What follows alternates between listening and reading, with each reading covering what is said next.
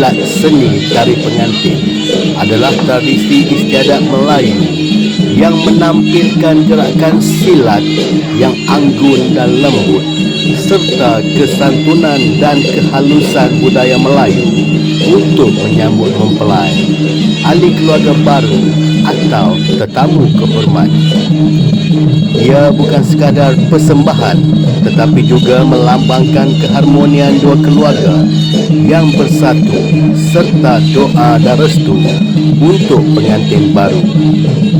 Sebagai tanda simbolik melambangkan kelembutan, rasa hormat serta menghormati tetamu dan kekuatan penduduk setempat dan juga penyatuan dua keluarga.